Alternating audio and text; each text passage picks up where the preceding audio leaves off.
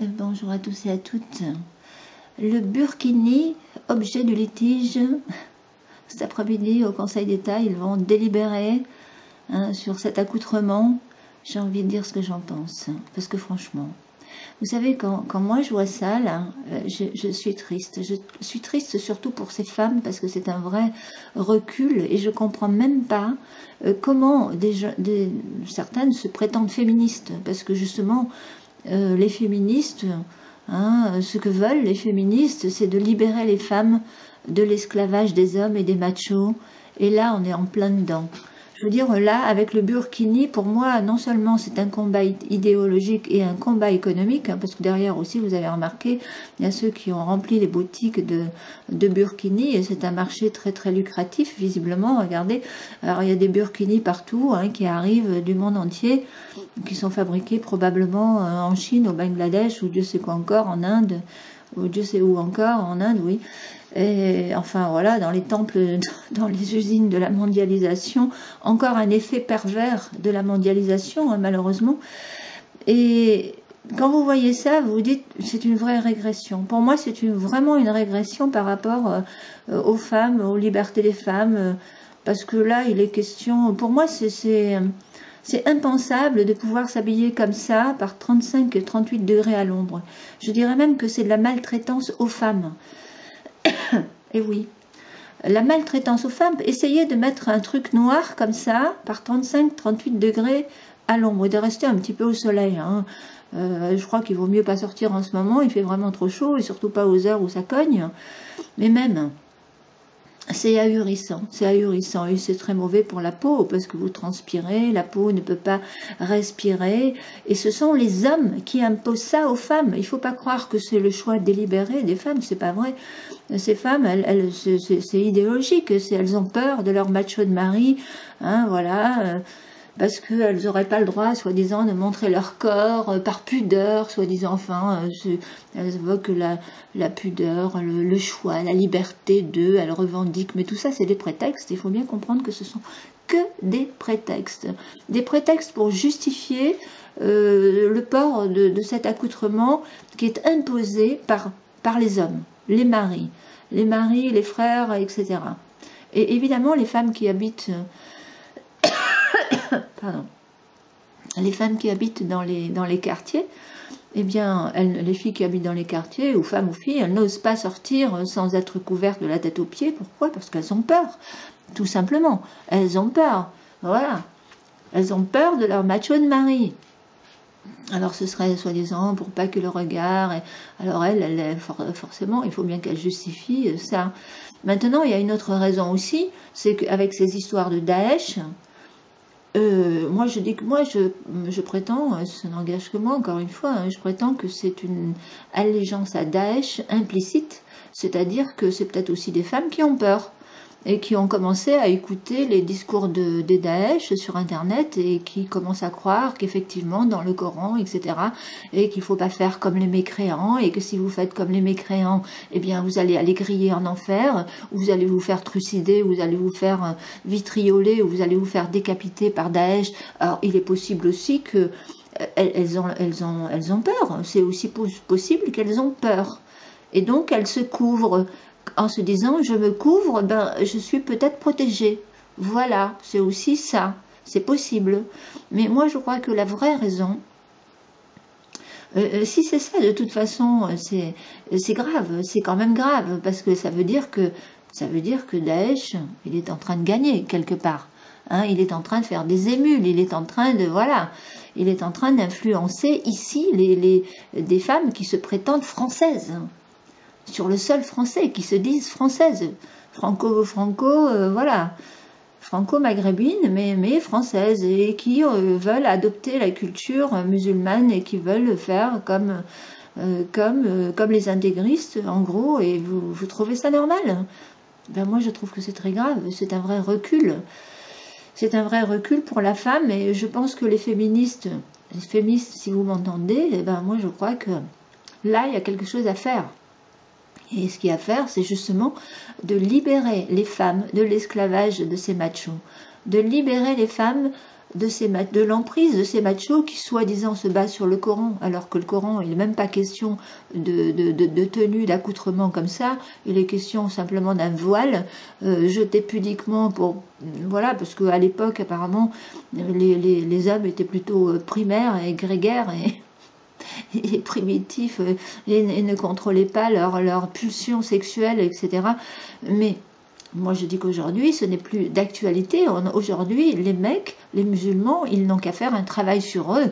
Point, c'est tout. Ils n'ont qu'à faire un travail sur essayer de contrôler leur pulsion sexuelle. Ça se travaille, je suis désolée. C'est encore ce qui nous différencie des animaux, non hein, ce sont pas à les entendre, ce sont des animaux en rut. Vous savez, les animaux, quand ils sont en rut, il faut qu'ils y aillent, il faut qu'ils aillent s'accoupler. Et bien là, c'est pareil. Hein, les mecs musulmans, dès qu'ils ont une érection, il faut qu'ils y aillent, si je comprends bien. Ben non, je suis désolée, ça se contrôle, ça se travaille. Alors, c'est peut-être par ça qu'ils devraient commencer, plutôt que de vouloir couvrir la femme de la tête aux pieds pour pas qu'il soit excité, ces messieurs, parce qu'en réalité, c'est de ça qu'il est question.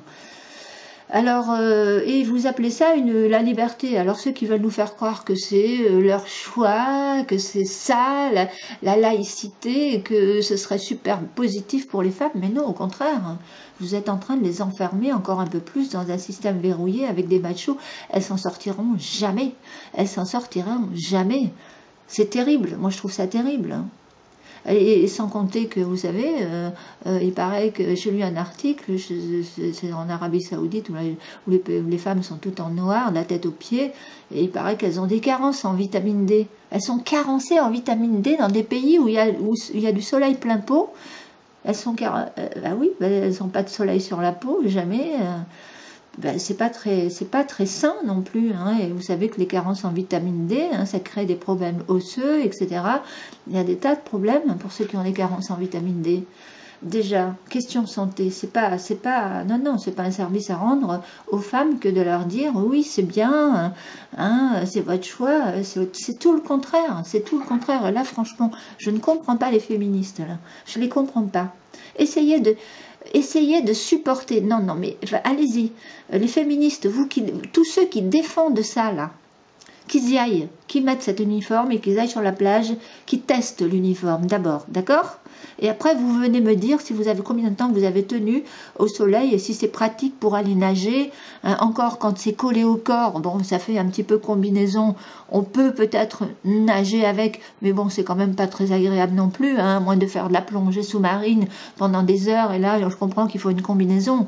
Mais si c'est jamais pour flotter, je pense qu'on est quand même mieux nu dans l'eau. C'est une sensation nettement plus agréable. Et puis s'ils voulaient être logiques avec eux-mêmes, les musulmans, puisqu'ils sont basés sur le Coran, et que le Coran, c'est un plagiat de l'Ancien Testament, et alors il faudrait qu'ils fassent comme ce qui est écrit dans la Genèse, hein, puisqu'ils ont tout plagié de l'Ancien Testament. Ok ? Si, plagier, je sais que ça plaît pas quand je dis plagier, hein, c'est péjoratif, mais c'est la réalité. C'est la réalité, c'est un plagiat.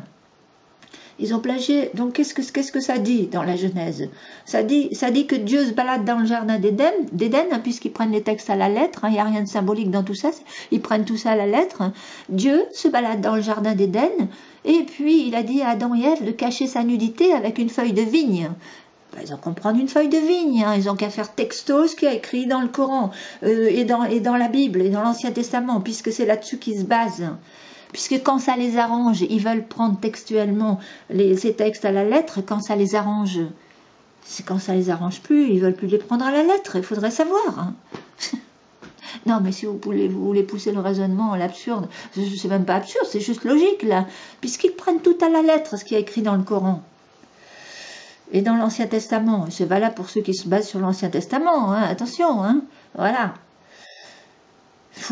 Non, mais je vous assure, il n'y a rien de logique pour moi là-dedans. Hein. C'est ahurissant hein, de transposer ces textes à notre époque. Ça se justifiait peut-être au temps de Mahomet, c'est tout. Mais voilà, ça fait quand même plus de 1500 ans environ, on n'en est plus là. On a quand même évolué depuis, et puis, je sais pas, on s'est différencié des animaux, on n'est plus là. Hein, les mecs, ils devraient pouvoir quand même avoir un contrôle sur leurs pulsions sexuelles. Non, vous n'êtes pas d'accord? Alors maintenant, Et la question, non, non, moi je dis que là, c'est la soumission au macho. De toute façon, le mot islam, ça veut déjà dire soumission. Hein, soumission, c'est même pas soumission à Dieu, c'est la soumission aux machos qui ont pondu le Coran. Voilà, c'est tout. Il faut dire les choses comme elles sont maintenant. Alors, et les machos qui ont pondu, mais enfin bon, à l'époque, le machisme, c'était... C'est pour ça que je vous dis, on ne peut pas, à l'époque, le machisme se justifiait peut-être, hein, sûrement, probablement. Mais aujourd'hui, on n'en est plus là, on n'en est plus là. Et puis, si on veut parler aussi d'hygiène, parce que moi je trouve que c'est pas très, c'est vrai, c'est pas très hygiénique. Hein. Encore quand les tuniques, elles sont un peu colorées, on voit si c'est sale ou propre. Mais quand vous avez des espèces de tuniques noires, vous savez, sur le noir, la noire, ça, on voit pas quand c'est sale. Hein, sur le noir, voilà ces trucs-là, là. Regardez-moi, c'est en plus, je veux dire, quand ça colle au corps, c'est encore pire que si vous... C'est suggestif, on pourrait presque dire, c'est encore pire que si vous avez... Bon, enfin bref, c'est tellement ahurissant de voir ça, quoi. Pour moi, c'est ahurissant, c'est ahurissant.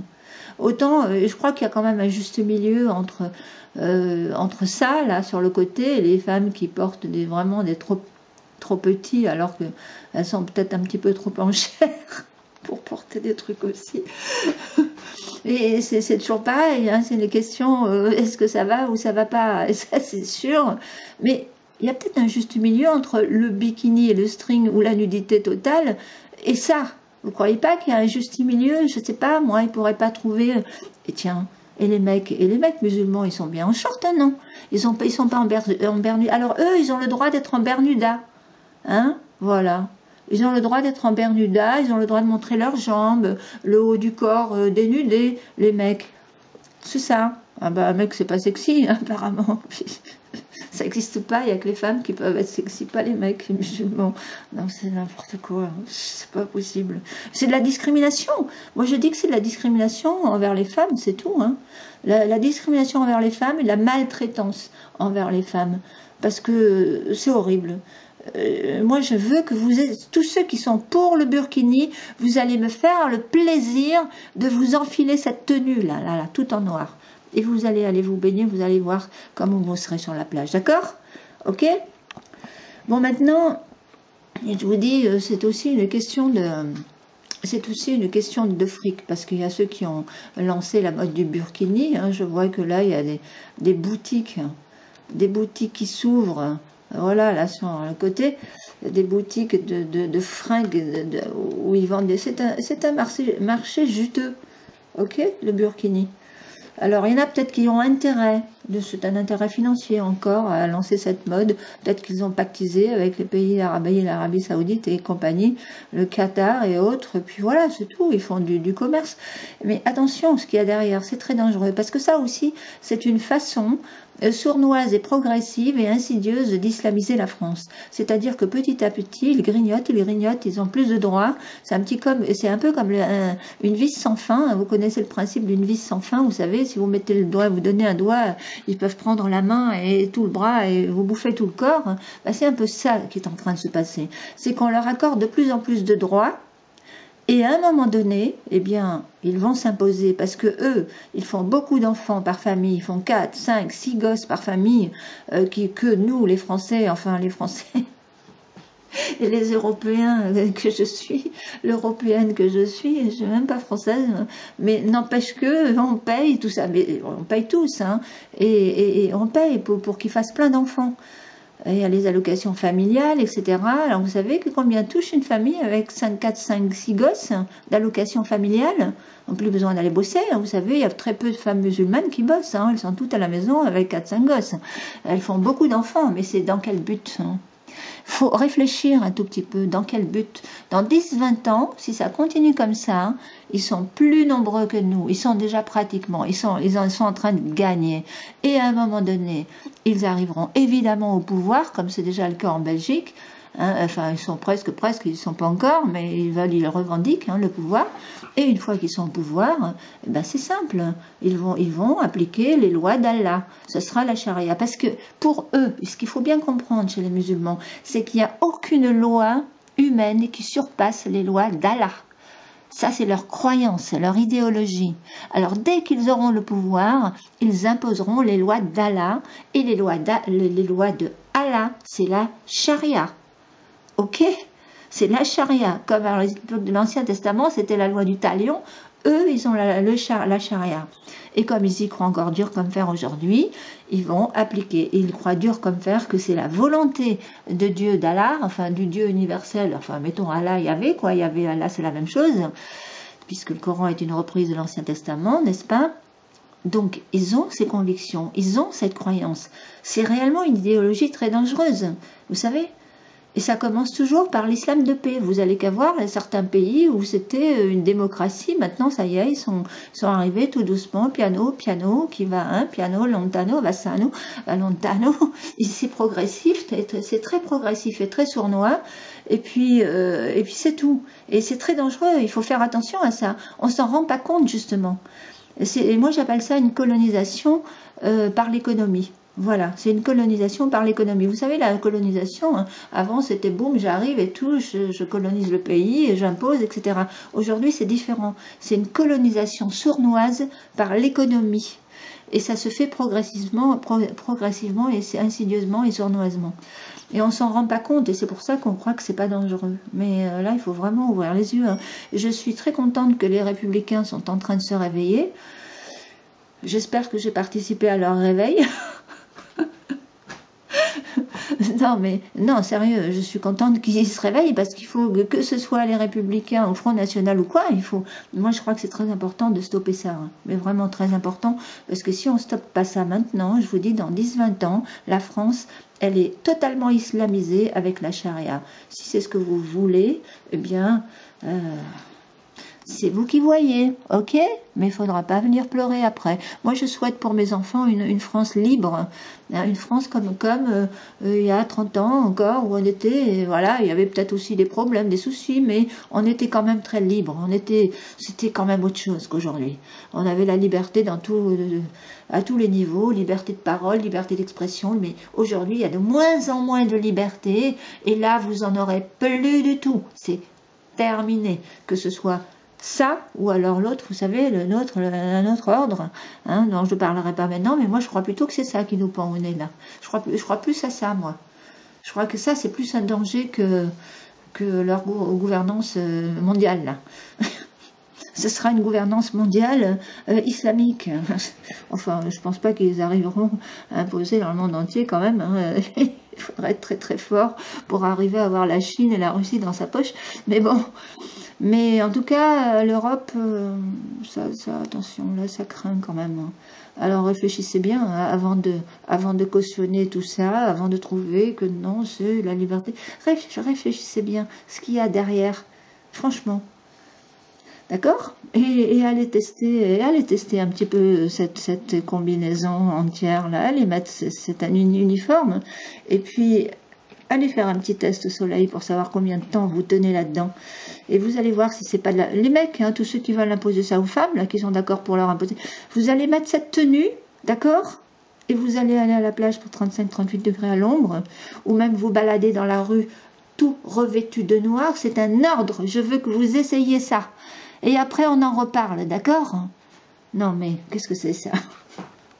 Sur ce, je vous dis merci pour l'écouter et à bientôt.